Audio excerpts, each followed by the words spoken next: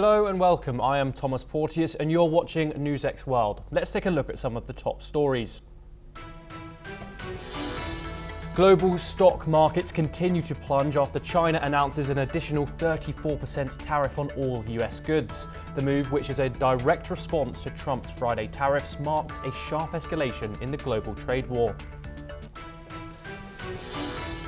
In Europe, a massive Russian strike hits President Zelensky's hometown in Ukraine, killing 19 people. Russia's defense ministry claims it targets a military gathering, but Ukraine's military dismisses this as Russian misinformation.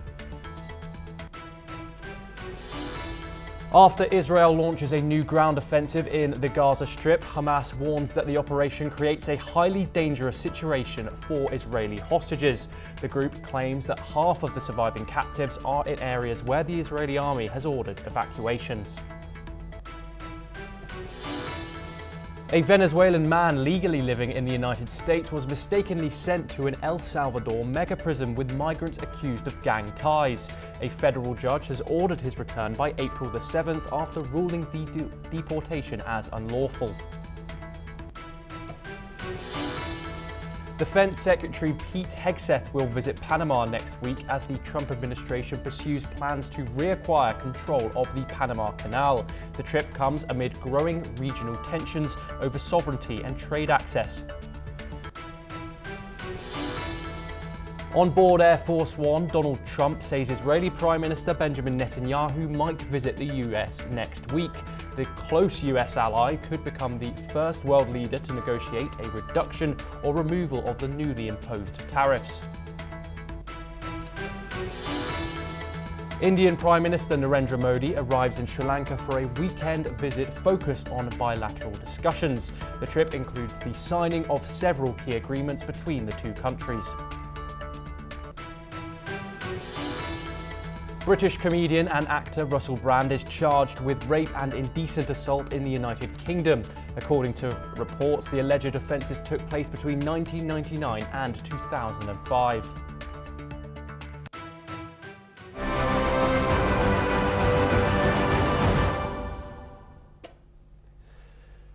We start now with some breaking news in regards to Trump's newly appointed tariff. The US has officially started collecting that baseline tariff of 10% from countries like the UK, Saudi Arabia and Australia, causing a $5 trillion loss in S&P 500 value. That is breaking coming in there. We now move on. US Federal Reserve Chair Jerome Powell says President Trump's new tariffs are larger than expected and the economic damage could be too. Speaking in Virginia, Powell warned of a highly uncertain outlook with elevated risks of both inflation and unemployment. The FED now faces a tough balancing act as the tariffs threaten its dual mandate of price stability and maximum employment. This is what he said. Turning to monetary policy, we face a highly uncertain outlook with elevated risks of both higher unemployment and higher inflation. The new administration is in the process of implementing substantial policy changes in 4 distinct areas: trade, immigration, fiscal policy, and regulation. Our monetary policy stance is well positioned to deal with the risks and uncertainties we face as we gain a better understanding of the policy changes and their likely effects on the economy. While uncertainty remains elevated, it is now becoming clear that tariff increases will be significantly larger than expected. And the same is likely to be true of the economic effects, which will include higher inflation and slower growth. The size and duration of these effects remains uncertain. While tariffs are highly likely to generate at least a temporary rise in inflation, it's also possible that the effects could be more persistent. While markets have reacted sharply, Powell held off on committing to any immediate policy moves. He emphasized that the FED's priority is to keep long-term inflation expectations stable, even if prices spike in the short term. Despite pressure from President Trump to cut rates, Powell said more data is needed before acting, cautioning that the impact of these tariffs could be more persistent than many had predicted. The chair said the following. We'll continue to carefully monitor the incoming data, the evolving outlook, and the balance of risks. we're well positioned to wait for greater clarity before considering any adjustments to our policy stance. It is too soon to say what will be the appropriate path for monetary policy. We are joined by Dr. Jayjit Bhattacharya, President of the CDEPR, to discuss this further. Thank you very much for joining us. I first of all wanted to start with this news coming in that these 10% baseline tariffs have now been imposed in countries like the UK, like Saudi Arabia, and like Australia. This is obviously, this whole commotion has led to the global stock market to plunge. What can you tell us a bit more on the economic front about this whole crashing of these markets? You know, it's inexplicable that these baseline tariffs have been put on the economies that you just mentioned, because US actually has excess imports, a positive trade deficit with these countries, with UK, with Australia, with UAE, and so on. So US is actually exporting more to these economies than it's importing. So what is really the rationale behind these tariffs becomes a question mark, especially because the tariffs are being calculated not on the basis of tariffs per se, but on the basis of the trade deficit divided by the total imports coming in. So it's a strange number that has been put together to compute the tariffs. And because the whole process is not clear, it's not really explainable, there is a lot of uncertainty in the market, and there doesn't seem to be light at the end of the tunnel. So April 2nd was not the last day on which the US announced its tariffs. So it seems to be a continued process of uncertainty, with tariffs and counter tariffs being put in, and therefore counter to counter tariffs are going to come in.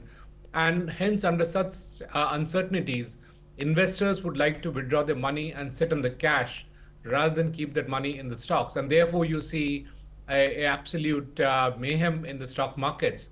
If you look at the US stock market, it has gone down by an equivalent of 10% of the US GDP.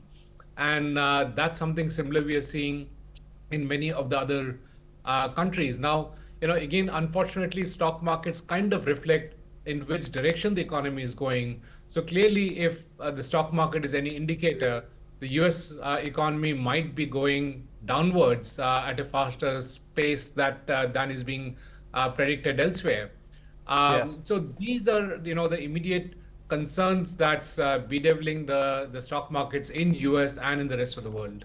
Dr. Bhattacharya, there's this phrase that's obviously being bandied about and being used by experts and people in power. That is trade war. What does that mean exactly? And we've also seen, obviously, this $5 trillion loss in S&P 500 value. Can you explain a bit about that for us?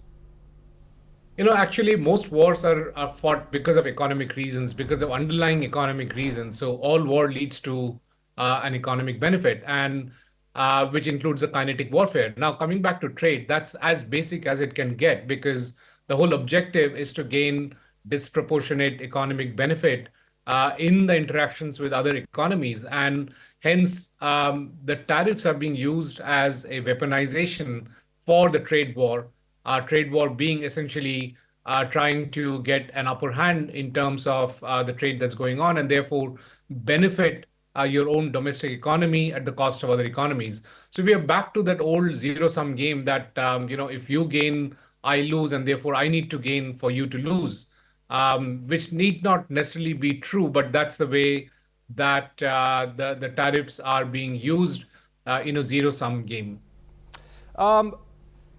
Dr. Bhattacharya, obviously the US Federal Reserve Chair has said that these tariffs are larger than expected, and the economic damage could be larger too. What is the role of the Federal Reserve Chair in this whole matter? Well, largely in this context, the Federal Reserve Chair needs to make sure that there is no inflation in the US. And the concerns that are coming in is because of higher than expected tariffs, there'll be a higher than expected impact on domestic demand, and therefore a higher than expected impact on the monetary policies. or the way the dollar will be moving in the US, it lead to job losses and therefore reduce demand.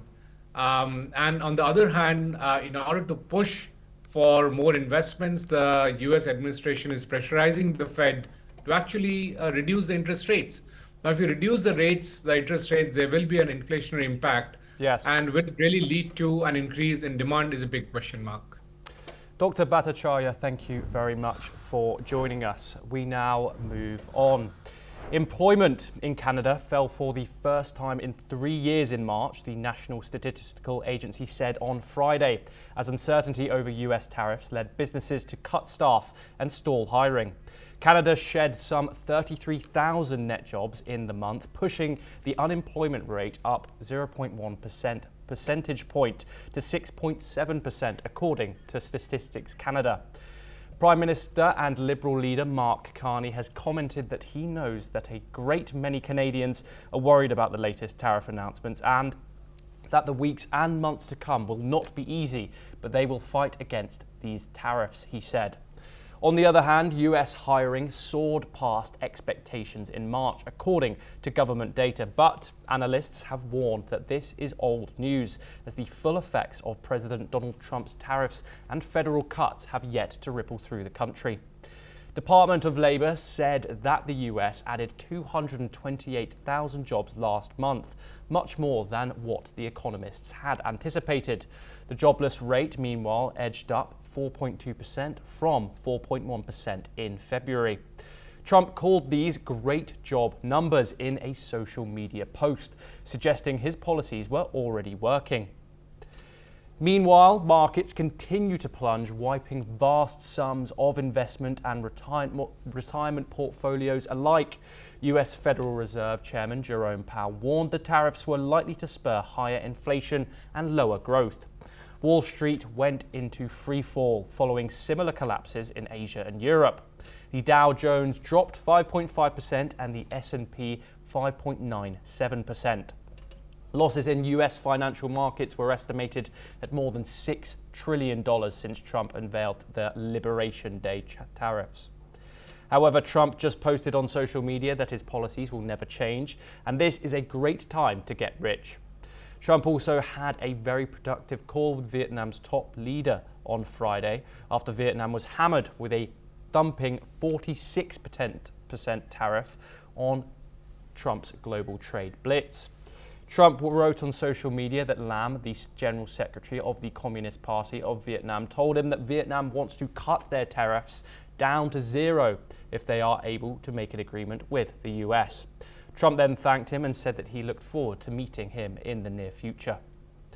EU Trade Chief Marcos Sefcovic also had a 2-hour exchange with US Commerce Secretary Howard Lutnick and US Trade Envoy Jameson Greer on Friday.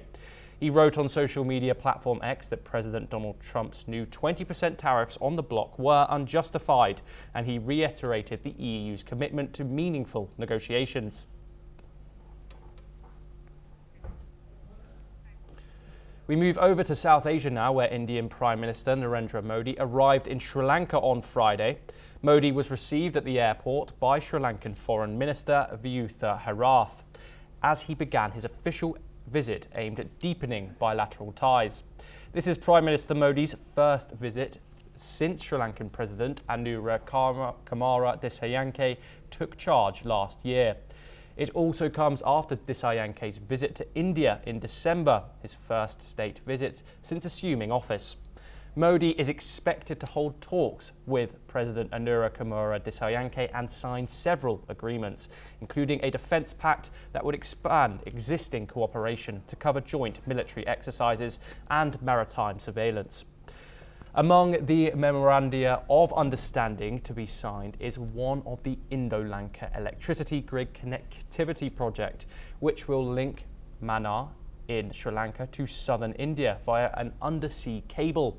Sri Lanka's government said the initiative is part of its broader aim to become an energy hub, noting that the grid connection would enable the country to export surplus renewable energy to India and potentially other nations in the region. We are now joined by Megha Sharma, Executive Editor of NewsX World. Thank you very much for joining us, Megha. Megha, you are in Sri Lanka currently. What can you tell us about this meeting that Modi will have with the Sri Lankan leader?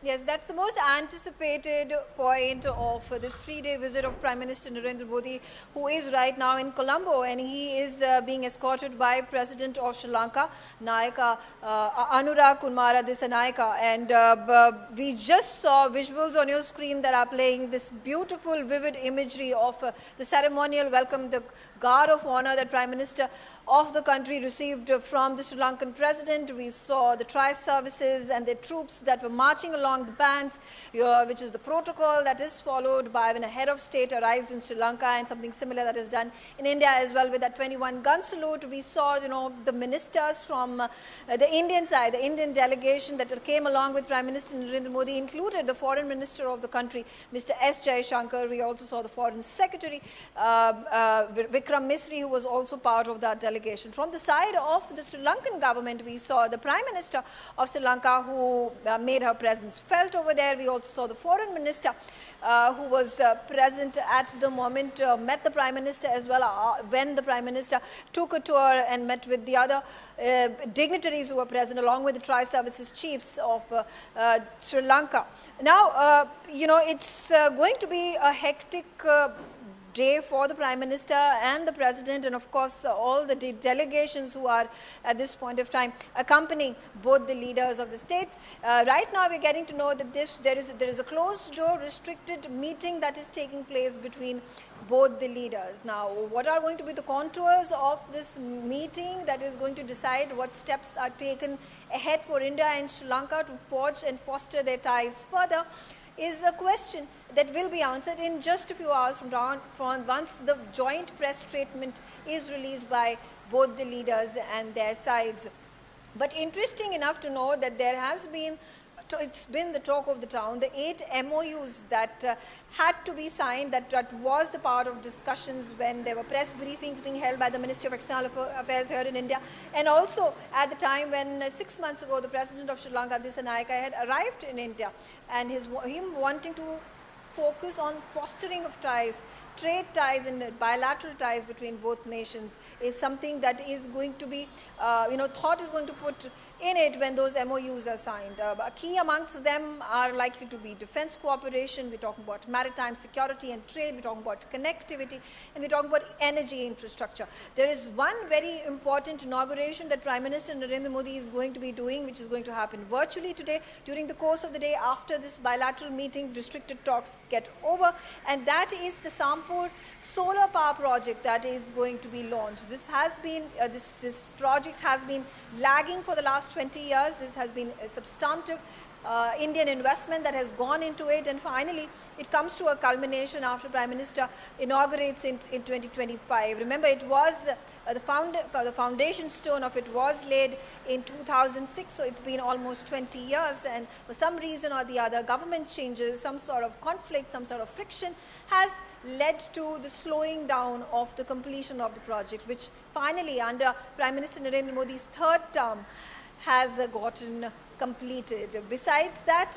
there is going to be one very important, significant, symbolic gesture that is going to be made by the Prime Minister of India. He will be headed to the Indian Peacekeeping Troops Memorial, which is in Colombo. Now, this was set up decades ago. This was after the 1987 civil war that had happened in Sri Lanka, where India had sent its peacekeeping troops to maintain peace and ensure there was no conflict.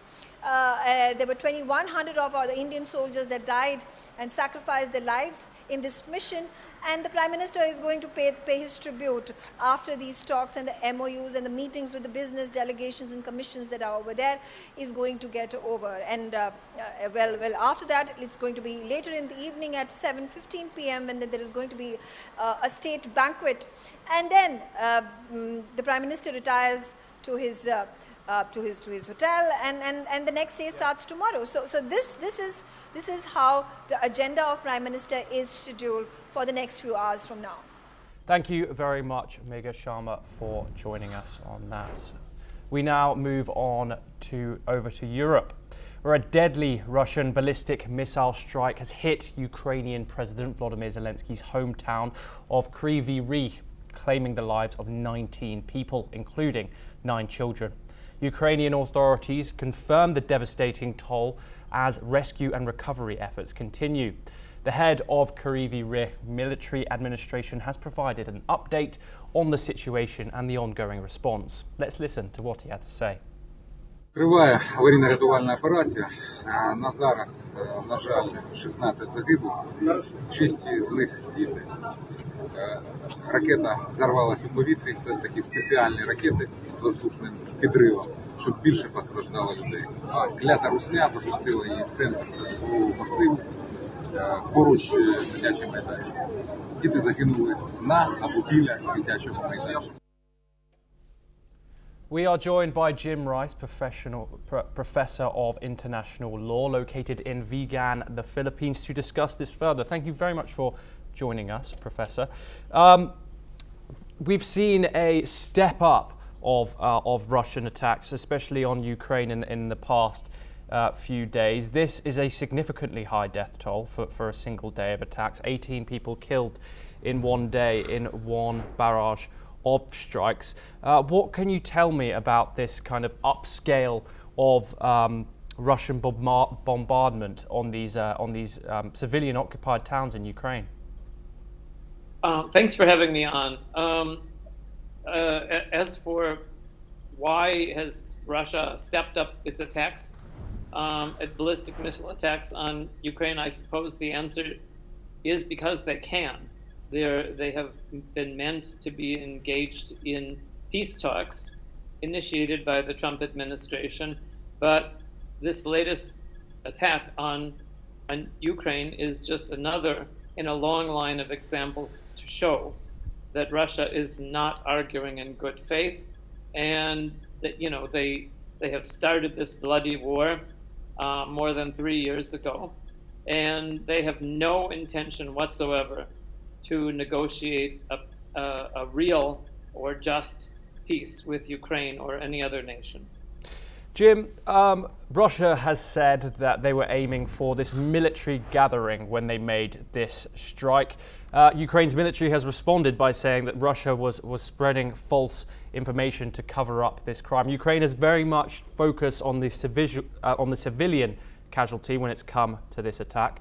This constant accusing each other of lying on each side. How does this feed in negotiations, and what does it show about the ongoing relationship of Russia and Ukraine? Well, the war the war of disinformation is just really another front in this wider conflict. But I would say this, that when it comes to Russia's word and the word of Ukraine, I think that the aggressor must be treated as the liar in this case. I find that there's no evidence to suggest that the Russian claims are accurate at all. And I think that the credibility of the Ukrainians is far greater than that of Vladimir Putin's regime. Jim, what can you say about the current state of the war? Do you believe that we're any closer within negotiations to getting a peace deal, or does this fighting simply not prove that it's coming to an end anytime soon? Well, that's a really great question, and thanks for asking that. I just recently published an article about that very topic, and with the inauguration of the Trump administration in January of this year, Trump's immediate reaction has been to discredit Ukraine, to discredit President Zelensky, and to try to pressurize Ukraine into this false peace that Putin is obviously not even interested in negotiating. So my solution for this, my argument for this, is that the Europeans now must step up, and which they have done, and the Europeans must seize the assets that are held in Europe so that they can disperse the money in support of the Ukrainians' effort to repel this invasion. Jim Rice, thank you very much. We now have to move on. We move now to the Middle East, where tensions are escalating in Israel as Attorney General Gali Baharav Miara accuses Prime Minister Benjamin Netanyahu of a conflict of interest in his decision to dismiss Shin Bet Chief Ronan Bar. The AG says Netanyahu's move is fundamentally flawed and politically motivated, citing ongoing corruption investigations following the PM's associates. Bar himself told the Supreme Court that Netanyahu pressured him to delay testimony in his own criminal trial, which the former refused. Netanyahu fired back, calling Bar's claims full of lies and blaming a breakdown in trust. The dismissal has triggered widespread protests, with the Supreme Court temporarily blocking the move until April the 8th. The controversy follows a turbulent period for Netanyahu, including arrests of his two close aides in a scandal known as Quartergate. Well, that's all we have time for. We will continue to bring you more news updates from across the world.